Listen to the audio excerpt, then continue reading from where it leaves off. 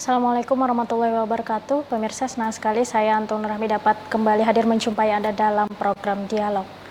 Dan pemirsa, angka kejadian COVID-19 hingga saat ini masih terus terjadi di Indonesia dan khususnya juga di Kalimantan Selatan dan terkhusus juga di daerah kita di Kabupaten Tabalong.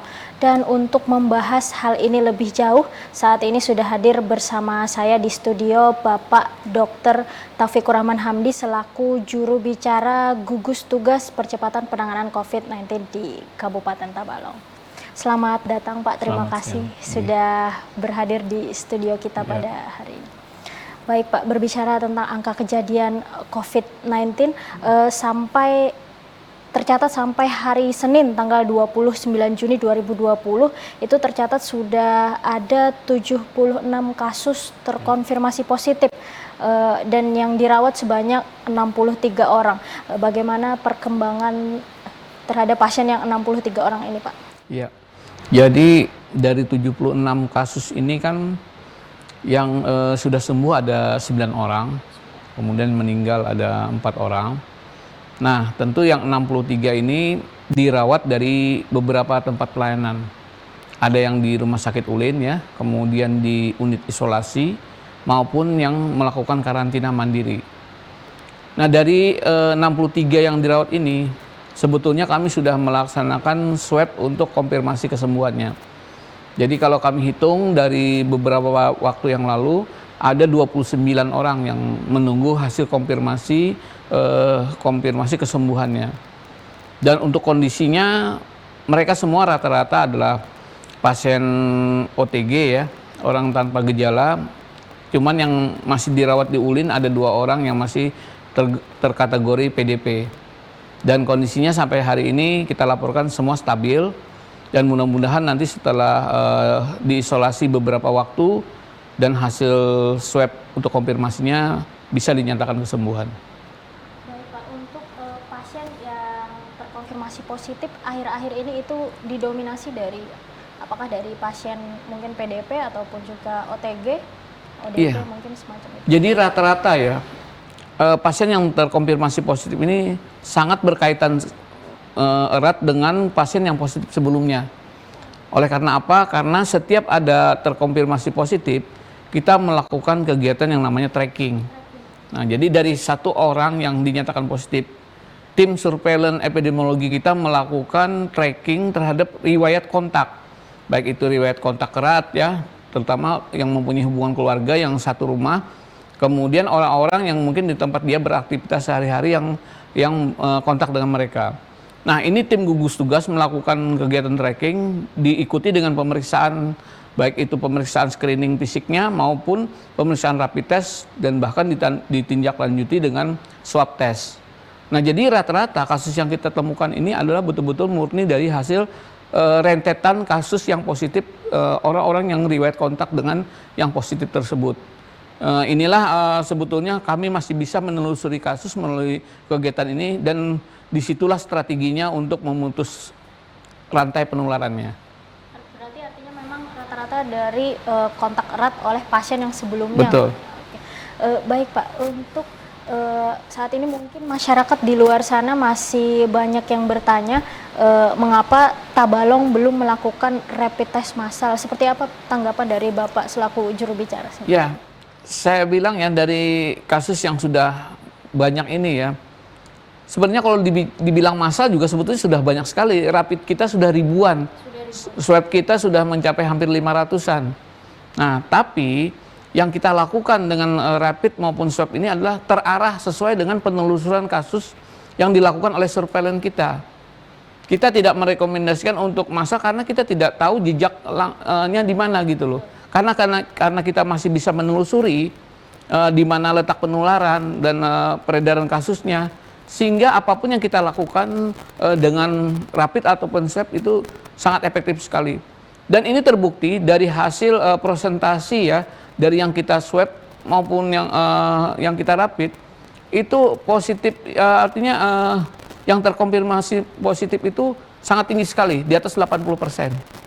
Nah, beda artinya kalau kita melakukan massal tanpa ada penjaringan kasus maupun penelusuran, bisa saja dari 100% itu hanya 20% yang kita dapatkan positif. Dan ini berefek adalah pemborosan biaya dan sebagainya. Karena kita tahu untuk rapid test maupun swab test itu membutuhkan biaya yang tidak kecil ya. Sedikit, Pak. Tidak sedikit. Dan kalau hasil konfirmasinya kecil, berarti kan kita banyak menghambur-hamburkan uang gitu loh. Nah, oleh karena itu kita jamin bahwa dengan sistem surveillance epidemiologi yang dilakukan oleh 18 puskesmas ya, tim 18 puskesmas maupun tim dinas kesehatan maupun tim rumah sakit, kami masih bisa mengejar di mana faktor-faktor resiko yang ada. Nah, oleh karena itu saya rasa untuk kategori Tabalong kita masih belum melakukan yang namanya rapid test massal maupun swab massal.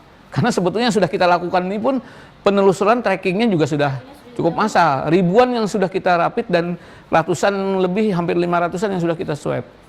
Seperti itu.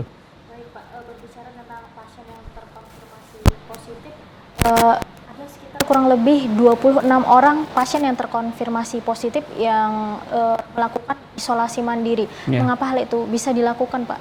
Jadi begini, sebelum kita melakukan isolasi mandiri, kita tentu harus menginventarisir ya sejauh mana kesiapan hal tersebut. Pertama kita lihat dulu, memungkinkan nggak dari tempat dia diisolasi ya, artinya apakah dia tuh menjamin tidak melakukan penularan terhadap orang di sekitarnya. Yang kedua, apakah dia memiliki keluarga yang kategorinya mungkin masih negatif ya. Nah, ini kita hindarkan dari kontak seperti itu. Yang ketiga, kepastian yang memenuhi keperluannya selama ini, misalnya yang memberikan konsumsi sehari-harinya. Kemudian tentu saja petugas kesehatan juga selalu memantau kondisinya selama 14 hari ini. Nah, kalau 4 syarat ini terpenuhi, maka kita akan memberikan izin untuk melakukan isolasi mandiri. Nah, tetapi kalau dalam penilaian kami, verifikasi kami tidak memenuhi hal tersebut, maka otomatis kami tarik ke unit isolasi. Karena kami tidak mungkin semua kami tarik ke unit isolasi karena kapasitas kita juga terbatas ya. Dan sebetulnya untuk tata laksana COVID-19 ini, untuk pasien yang OTG, itu boleh memang dilakukan isolasi mandiri sejauh mana memenuhi syarat yang tadi kita sampaikan. Syarat mengenai keamanannya ya, syarat mengenai ketersediaan kebutuhan si pasien sendiri, dan syarat dari kontrol dari petugas dan sebagainya. Nah, oleh karena itu apabila sudah kami tarik ke ruang isolasi, berarti dia tidak memenuhi syarat untuk diisolasi mandiri di lingkungannya masing-masing. Baik Pak, untuk pasien yang terkonfirmasi positif dan juga melakukan isolasi mandiri tadi, untuk logistik dan kebutuhan pangan pasien itu seperti apa Pak? Nah, kalau untuk di unit isolasi tentu akan kami kelola sendiri ya. Nah, untuk yang karantina mandiri, tentu kami harus bekerja sama dengan gugus tugas kecamatan. Kan gugus tugas bukan hanya di kabupaten, ada gugus tugas kecamatan maupun gugus tugas desa atau kelurahan. Nah, selama di backup oleh gugus tugas ini, itulah yang akan bertanggung jawab untuk memenuhi kebutuhannya sehari-hari. Jadi sebetulnya untuk penanganan COVID ini bukan hanya masalah penanganan medis, teknis medis, pengobatan sebagainya, tentu penanganan kebutuhan logistik yang lainnya juga. Nah, kami kerjasama dengan tim kecamatan maupun tim kelurahan desa untuk mensupport hal tersebut. Nah, sekali lagi kalau itu tidak memenuhi hal tersebut, akan kami tarik ke isolasi. Intinya seperti itu. Jadi intinya jika memang bisa dipenuhi dari beberapa poin yang Bapak sampaikan tadi, maka bisa dilakukan isolasi mandiri begitu Pak ya? Betul. Dan untuk pemenuhan konsumsi sehari-hari ini bisa saja support dari masyarakat sendiri ya. Satu contoh, ada yang di suatu tempat yang melakukan isolasi dan masyarakat secara sadar tuh membantu. Kesetiakawanan sosial berjalan di sana. Ada yang memberikan makanan dan sebagainya. Nah, termasuk oleh aparat dari pihak desa maupun kecamatan, dan dalam hal ini juga bekerja sama dengan dinas sosial yang melakukan upaya untuk menangani jaring pengaman sosialnya untuk orang, apalagi orang yang terdampak COVID-19 ini. Baik Pak, untuk memantau kesehatan pasien itu juga langkah seperti apa yang dilakukan untuk pasien yang isolasi mandiri tadi Pak? Untuk isolasi mandiri, untuk OTG ini ya, mereka tentu ada nomor kontak petugas. Oke. Jadi mereka juga melakukan pemantauan, kita ada support ya, misalnya petunjuk-petunjuk yang harus dilakukan, bagaimana dia menjaga menggunakan protokol kesehatan selama dia karantina. Kemudian bagaimana dia melakukan jemur tubuh ya untuk meningkatkan imunnya ya, dengan mengatur pola makan dan sebagainya. Dan tentu yang paling penting adalah kalau mereka ada gejala-gejala yang mungkin bertambah berat atau sebagainya, mungkin meningkat jadi ODP atau PDP, nah tentu ada upaya dari petugas. Dan kalau memang tidak memungkinkan dirawat di mandiri, akan kami tarik ke unit isolasi. Jadi seperti itu. Jadi mereka juga diberikan nomor ya kepada petugas dan petugas pun secara periodik akan memantau kesehatannya. Jadi kalau misalnya mereka tidak ada keluhan, tidak ada masalah. Kita tinggal nunggu 14 hari dan nanti kalau kita lakukan swab konfirmasi dan mudah-mudahan segera sembuh. Seperti itu. Oke, baik. Baik Pak, kita tahan dulu sejenak. Baik pemirsa, jangan kemana-mana, tetap di program Dialog.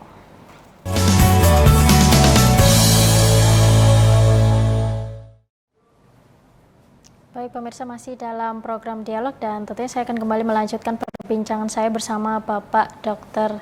Taufikur Rahman Hamdi. Baik Pak, terkait hasil PCR atau swab ya Pak ya, swab test dari RSPT, bisa diklarifikasi Pak, apakah saat ini hasil dari swab RSPT itu sudah bisa diterima? Karena kan dari informasi terakhir bahwa kurang lebih 18 kasus positif COVID itu merupakan hasil swab dari RSPT. Ya, jadi sebetulnya untuk masalah PCR Pertamina, kami selalu koordinasi dengan gugus tugas provinsi. Jadi selama ini kalau memang hasil itu absah dan ada bukti hasil laboratoriumnya, tidak ada masalah diumumkan di provinsi. Cuman persoalannya masalah biaya yang masih kita perlu sepakati dengan mereka. Karena mereka adalah pihak swasta, tentu untuk melakukan konfirmasi ke mereka harus ada perincian biaya sebagainya. Nah oleh karena itu sekarang tim gugus tugas provinsi sedang melakukan negosiasi mengenai biaya melakukan kegiatan PCR swab ini. Nah nanti kalau sudah deal, mungkin kami tidak lagi mengirim hasil konfirmasi swab ke BBTKL, tetapi langsung ke Pertamina saja. Nah untuk sementara ini memang karena sebagian memang ada juga yang mandiri ke Pertamina. Nah jadi yang positif beberapa kita temukan ini, itu sebetulnya adalah swab mandiri yang dibiayai sendiri oleh pihak instansi maupun pribadi pasien itu sendiri. Dan hasilnya tetap akan kita umumkan lewat gugus tugas provinsi.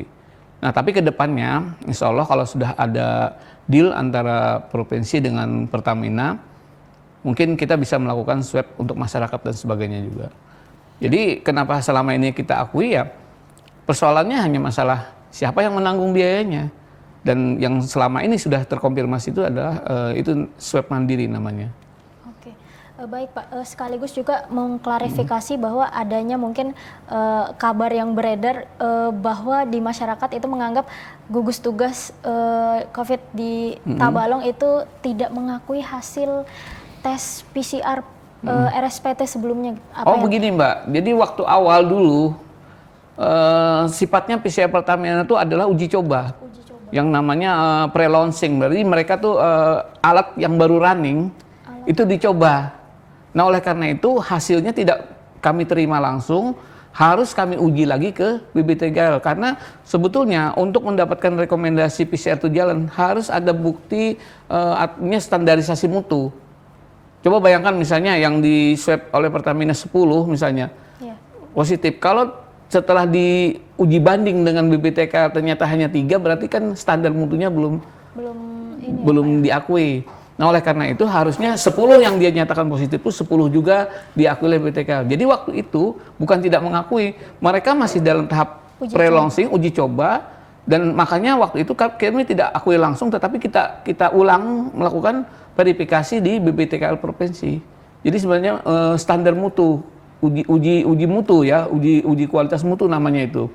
Nah, nanti kalau setelah beberapa kali yang dikeluarkan Pertamina ternyata sama hasilnya dengan BTK, maka akhirnya PCR Pertamina ini diakui. Seperti itu, bukan kami tidak mengakui. Jadi awal itu diakui sendiri oleh pihak Pertamina, ini baru tahap uji coba untuk melakukan validasi dengan hasil di BPTKL. Dan ternyata alhamdulillah hasil validasinya hasilnya sama, selalu sama dan tidak berbeda. Akhirnya kalau hasil itu selalu sama, berarti secara kualitas mutu hasil Pertamina bisa digunakan. Itu sebenarnya waktu awal itu. Bukan kami tidak mengakui, tetapi hanya perlu hasil pembuktian uji validasi mutunya. dan ternyata setelah tervalidasi punya Pertamina itu bisa dipakai. Jadi artinya sekaligus juga meluruskan kabar yang mungkin simpang siur Ya, ya, bahwasanya GTPP itu tidak mengakui, bukan tidak mengakui, betul. tapi kembali menguji coba Ya. Pak ya. Dan sekali kami sampaikan, kami ini bukan menutupi kasus, tapi justru mencari kasus. Mencari kasus. Dan kami sangat bersyukur kalau ada pihak lain swasta yang membantu kami untuk menemukan kasus COVID. Jadi kita nih di kondisi sekarang harus banyak-banyaknya menangkap kasus. Kenapa? Dengan kita semakin banyak menemukan kasus yang positif, berarti tracking kita arahnya ke situ. Tidak serampangan. Oh, di situ ada kasus, berarti kan harus kita telusuri kasus nih sampai di mana penularannya dan dari mana dia tertular. Nah, oleh karena itu kami senang dibantu oleh pihak swasta. Bukan kami menutupi. Kemarin itu kesannya karena hanya perlu divalidasi.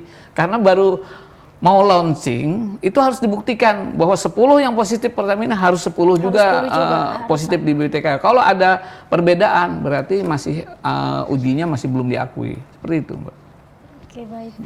Selain RSPT juga kita lihat sekarang ini di klinik-klinik juga sudah banyak menyediakan layanan tes PCR. Seperti apa Ya, jadi begini, menanggapi hal tersebut? sebetulnya klinik itu kan mereka juga ada induknya ya, baik itu di Jakarta dan sebagainya. Mereka melakukan swab, tapi hasilnya juga dikirim ke tempat afiliasi mereka.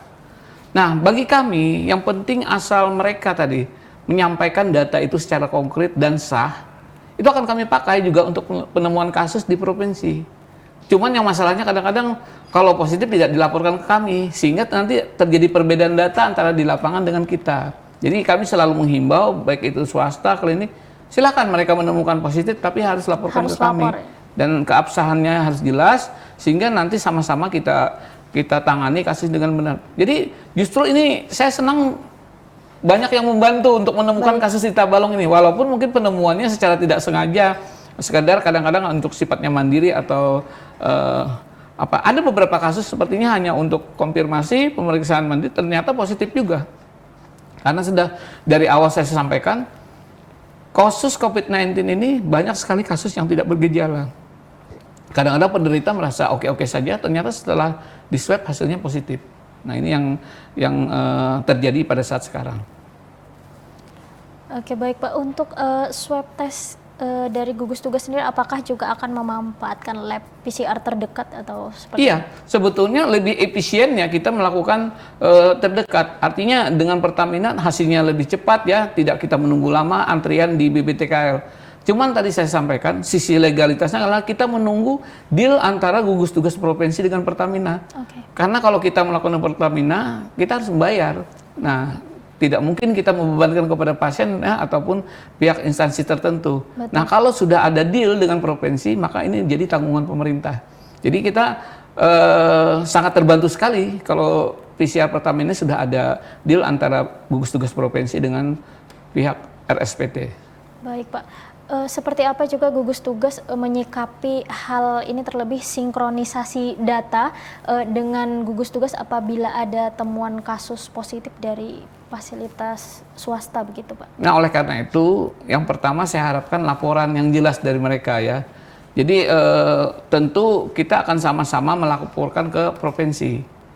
Jadi yang pertama itu, yang kedua boleh ditemukan di klinik ataupun di swasta lainnya. Betul. Tetapi yang bertugas untuk melakukan tracking ya terkait dengan kasus itu tentu tim gugus tugas kami. Dari tim gugus tidak tugas mungkin kan klinik melakukan tracing, mereka tidak punya ahli surveillance maupun ini sebagainya. Betul. Mereka hanya berada di pelayanan mereka. Nah, itulah saya sampaikan tindak lanjut dari yang positif ditemukan di klinik atau swasta ini, tentu kepentingannya adalah pertama gugus tugas bisa melaporkan keabsahannya sehingga bisa dimasukkan dalam update kasus.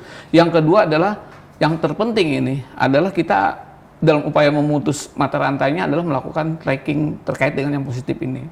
Jadi seperti itu. Jadi silahkan temukan di mana saja, yang penting koordinasi dengan kami sehingga penelusuran kasus ini sangat penting. Yang kedua, bagaimana upaya-upaya untuk melakukan isolasi yang bersangkutan. Karena kalau yang OTG ini kita biarkan berkeliaran sebagainya, ini potensi menular. Nah, orang ini harus diisolasi 14 hari. Yang kedua adalah riwayat kontaknya harus kita lakukan tracking. Yang tracking inilah kewajiban gugus tugas untuk melakukannya. Baik Pak. Oke, kita tahan sejenak Pak. Baik pemirsa, jangan kemana-mana, kami akan kembali setelah ini.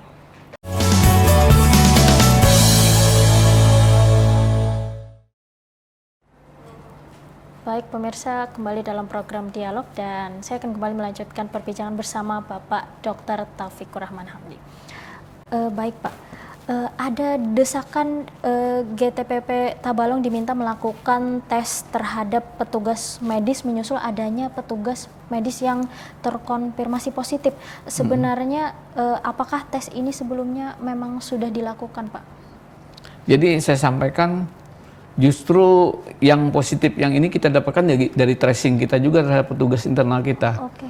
Jadi ada beberapa mekanisme yang kita lakukan, baik itu dari tempat pelayanan yang paling berisiko dulu, kemudian siapa yang paling berisiko, nah urutannya baru nanti yang riwayat terpapar yang terkait dengan yang positif tersebut. Dan ini kita lakukan secara rutin ya, seperti di Rumah Sakit Badarudin Qasim. Itu setiap minggu petugas secara reguler dilakukan rapid test terus. Rapid test. Walaupun dia hasilnya non reaktif kita ulang lagi. Ini untuk menjaga kesinambungan. Karena terus terang hasil rapid itu dinamis.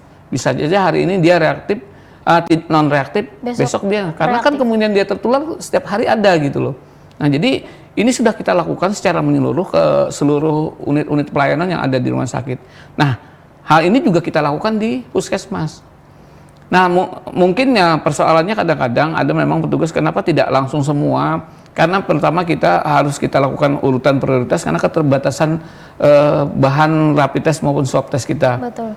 Coba bisa dibayangkan mana kami ini melakukan rapid di lapangan, tracking di lapangan, kemudian petugas lagi, belum lagi permintaan instansi tertentu. Jadi terus terang Mbak, jadi yang dilakukan gugus tugas ini banyak sekali. Satu, untuk screening, penemuan kasus di lapangan. Dua, melakukan tracking terkaitan dengan yang positif. Ketiga, melakukan upaya-upaya pencegahan untuk situasi tertentu. Contoh misalnya ada suatu perkumpulan petugas yang mau ditugaskan ke provinsi harus bebas, kemudian terkait dengan misalnya, mohon maaf, ada tahanan yang mau dimasukkan diproses, itu juga harus dijamin karena supaya tidak menularkan di dalam sana. Banyak sekali yang kita lakukan di luar, yang kita lakukan baik itu tracking maupun screening. Nah, apalagi yang petugas kita sendiri. Jadi seluruh puskesmas tentu akan kita lakukan. Dan kemudian termasuk di rumah sakit. Nah, kemudian yang positif pun nanti kita tracking juga di kalangan antara petugas. Kita tahu mungkin beberapa waktu yang lalu ada berita tenaga kesehatan yang positif kan. Betul. Otomatis kami tidak tinggal diam, akan kami tracking lagi di dalamnya. Nah, hal-hal tersebut kan secara bergulir selalu dilakukan oleh gugus tugas. Semakin banyak kasus, semakin banyak tracking kami. Dan ini membutuhkan alat diagnostik yang lebih banyak lagi. Dulu kami waktu kasus 1 atau 2 orang agak ringan tenaga kami. Tetapi sekarang luar biasa. Nah inilah kenapa terus terang kami belum sanggup melakukan kegiatan rapid massal dan sebagainya. Sedangkan untuk kebutuhan itu saja kita luar biasa gitu. Dan saya bilang itu pun sebetulnya massal yang kita lakukan ini. Karena tidak ada yang luput dari tracking kita terkait dengan positif dan sebagainya. Dan tentu ada lagi beberapa menyikapi laporan-laporan masyarakat. Yang mana misalnya ada orang datang dari suatu tempat ya tentu ada kekhawatiran bagi masyarakat gitu loh. Nah ini perlu kali diperiksa. Saya bilang artinya ada gugus tugas di puskesmas maupun kecamatan. Mereka melakukan screening dulu. Nah dari screening tentu mereka ada indikasi untuk dilakukan pemeriksaan seperti rapid maupun swab. Itu semua kita lakukan dan termasuk petugas secara periodik akan kita lakukan update terus. Ya jelas karena kita akan melindungi tenaga kita ini. Kalau mereka semua terdampak oleh COVID-19 ini, siapa lagi yang akan melayani kalau ada kasus-kasus di Kabupaten Tabalong. Jadi kalau sampai ada anggapan kita abai, justru kita sangat melindungi petugas kesehatan kita sehingga semua tatanan, semua pelayanan itu tetap berfungsi dengan baik.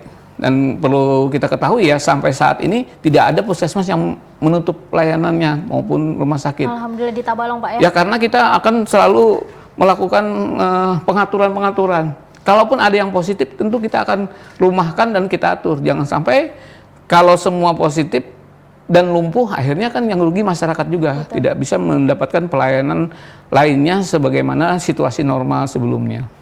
Baik Pak, rencana gugus tugas percepatan penanganan akan melakukan 2 tes PCR terhadap tenaga medis yang ada di Tabalong yang berjumlah kurang lebih sekitar 1000-an lebih ya Pak, yang tersebar di seluruh fasilitas kesehatan di Tabalong. Itu seperti apa Pak perkembangannya? Jadi sebetulnya gini, untuk melakukan PCR itu ada syarat-syarat tertentu yang disampaikan oleh provinsi juga. Karena terus terang selama ini PCR kita ini adalah bantuan dari provinsi. Dari provinsi. Nah, dan biayanya cukup mahal dan sebagainya. Kita tidak melakukan langsung kepada seluruh petugas, tentu ada tahapannya. Jadi tadi kita melakukan screening dulu melalui pemeriksaan fisik ya, misalnya ronsen atau gejala-gejalanya. Yang kedua hasil rapid test. Nah dari kedua ini kalau memang indikasinya ke arah swab, maka kita lakukanlah swab. Tapi tidak untuk yang tidak ada indikasi untuk ke arah swab gitu loh. Karena kita sampaikan tadi secara periodik kita setiap minggu juga melakukan update, melakukan pemeriksaan screening rapid dan sebagainya. Tadi, Pak, ya. Nah, kalau dilakukan semua berarti kita melakukan kegiatan swab massal dong namanya. Nah, tanpa melihat orang itu risiko terpaparnya atau seperti apa. Tapi kalau memang semua petugas hasilnya adalah berisiko ya tidak ada pilihan, kita harus melakukan swab seperti itu. Baik, apakah ini juga mungkin dilakukan juga untuk melindungi seluruh tenaga kesehatan yang ada di Kabupaten Tabalong, mungkin seperti yang Bapak sampaikan sebelumnya? Saya sampaikan juga orang kesehatan tuh harusnya lebih mengerti bagaimana dia memprotek diri ya, bukan hanya menunggu kebijakan. Dia akan tahu kok kapan dia harus istirahat, kapan dia harus meminta untuk dilakukan pemeriksaan sebagainya. Apalagi terkait dengan penanganan kasus yang berisiko gitu. Jangan lupa semua ini untuk pelindung petugas bukan hanya masalah pemeriksaan swab atau rapid yang sedang heboh dibicarakan, tetapi jangan lupa ketersediaan APD yang terpenting bagi mereka. Sejauh mana mereka menggunakan APD lengkap, baik itu APD yang grade 1 sampai 3, kemudian ketersediaan APD. Dan alhamdulillah sekarang untuk kebutuhan APD saya rasa sudah sangat mencukupi. Tinggal perilaku petugasnya, apakah dia benar-benar menerapkan protokol. Itu sebetulnya jenis perlindungan bagi mereka. Yang kedua justru adalah imunitas mereka sendiri. Bagaimana konsumsi gizinya dan sebagainya ini kita jaga. Yang ketiga baru pengamanan dari segi untuk kepastian mereka terpapar, tentu ada secara periodik kita melakukan pengecekan mereka, termasuk dilakukannya rapid maupun swab tadi. Jadi bukan swab yang sebetulnya untuk melindungi semua tenaga, tetapi adalah perlakuan-perlakuan yang lain seperti penggunaan APD, sejauh mana kepatuhan penggunaan protokol, kemudian bagaimana istilahnya support daripada suplemen gizi dan sebagainya. Yang tentu yang terakhir adalah konfirmasi kepastian dia terpapar atau tidak. Nah hal itu yang sebetulnya dilakukan, bukan parsial hanya hal-hal seperti swab atau rapid saja yang kita lakukan.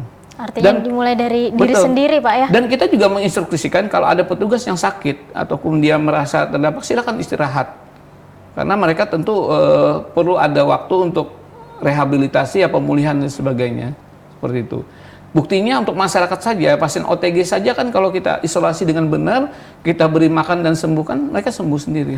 Nah, apalagi petugas yang sudah tahu bagaimana dia mengelola kesehatan dirinya. Baik, kita tahan sejenak Pak. Baik pemirsa, jangan kemana-mana, tetap di program Dialog.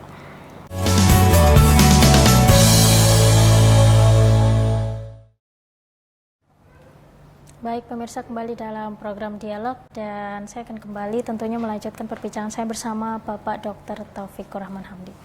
Baik Pak, berbicara daerah kita Tabalong itu sebagai pintu gerbang untuk wilayah Kalimantan Selatan ya Pak ya, karena kita berbatasan dengan dua provinsi sekaligus ya Pak ya. Bahkan juga kita sebagai wilayah yang terdapat banyak pekerja yang datang dari luar daerah kita sendiri. Itu artinya juga mungkin otomatis menjadikan tingkat kerawanan penyebaran COVID-19 sendiri itu tinggi Pak ya. Nah, bagaimana tanggapan Bapak selaku juru bicara gugus tugas menyikapi hal ini Pak? Iya, jadi sebetulnya ya, secara overall Provinsi Kalimantan Selatan memang terjadi peningkatan kasus ya. Hampir merata di seluruh kabupaten kota. Betul. Ini tidak bisa kita pungkiri. Kenapa? Karena sudah saya sampaikan, batas epidemiologis penyebaran penyakit itu tidak sama dengan batas wilayah. Jadi itu yang perlu kita garis bawahi. Jadi tidak mungkin Tabalong berdiri sendiri tidak terkena kasus karena batasnya kan sudah tidak jelas. Orang dari luar daerah bisa masuk keluar ke Kabupaten Tabalong. Kecuali kita lockdown gitu loh. Nah, selama kita masih banyak mobilitas penduduk, baik orang Tabalong sendiri yang keluar atau orang masuk, apalagi kita ini dari perusahaan banyak sekali orang luar dan sebagainya. Kemudian tadi posisi kita di tempat strategis. Jadi selama potensi kasus pandemi ini memang sedang meningkat-ningkatnya di daerah lain, otomatis kita Kabupaten Tabalong juga akan terdampak untuk hal ini.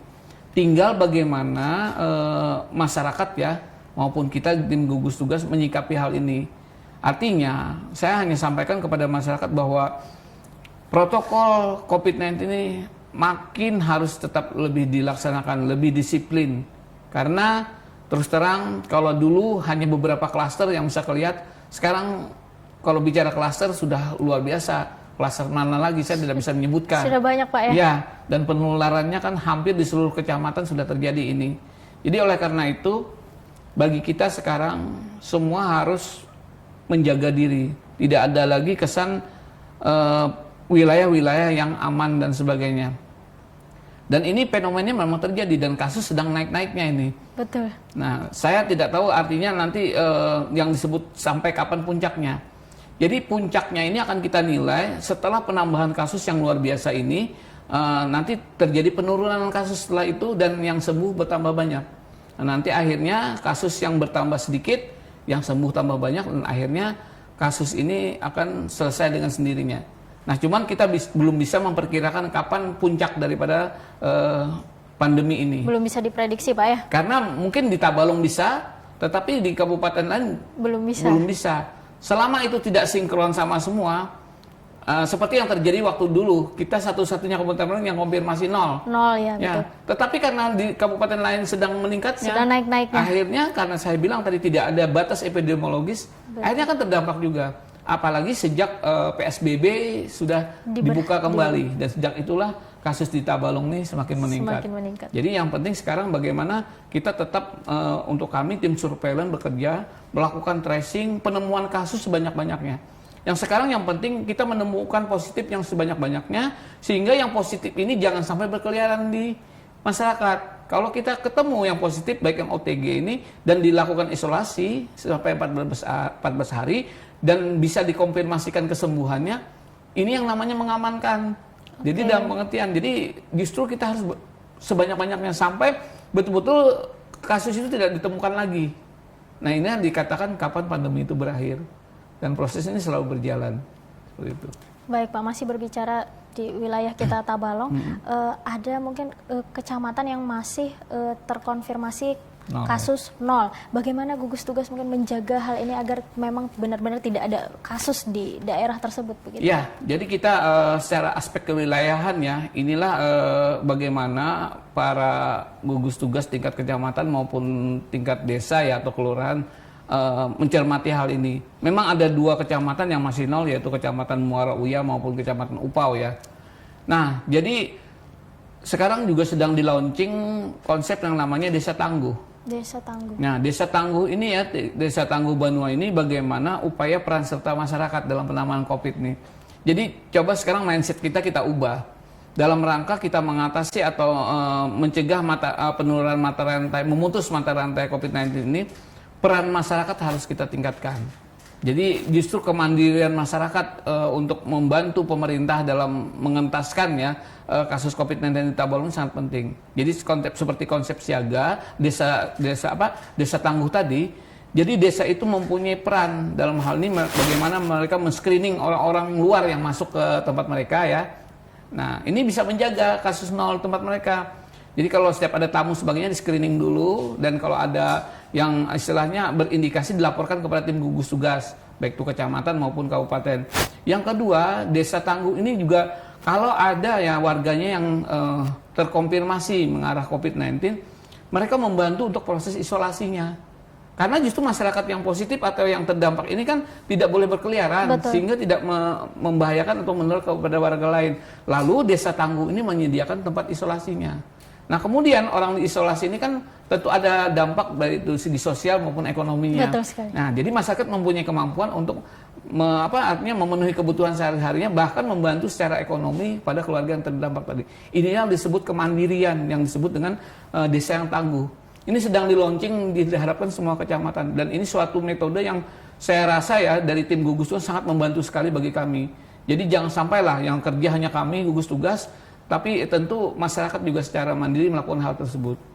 Nah kemudian dalam konsep pencegahan ya, tentu kan kita sudah menyampaikan beberapa waktu yang lalu protokol-protokol kesehatan. Betul. Baik itu protokol bagaimana beribadah, baik itu di pasar, di kerumunan sebagainya. Nah ini tolong protokol ini tetap kita pertahankan. Sehingga nanti daerah kecamatan ini kalau memang mereka yang masih nol ini bisa disiplin melaksanakan hal itu, masyarakatnya semuanya pakai masker, jaga jarak dan sebagainya, kemudian orang luar dilakukan screening, saya yakin kita mulai dari tingkat kecamatan, kalau mereka bisa menyelesaikan masalahnya, nah tentu ini akan membantu untuk secara umum di kabupaten, seperti itu. Baik Pak, seiring dengan semakin meningkatnya kasus positif di Kabupaten Tabalong, mungkin Bapak ada pesan yang ingin disampaikan pada masyarakat di luar sana, khususnya juga di Kabupaten Tabalong terkait dengan pandemi COVID-19 ya. ini Pak? Jadi sejalan dengan meningkatnya ya kasus yang luar biasa sekarang, artinya dimanapun kita berada resikonya akan ada.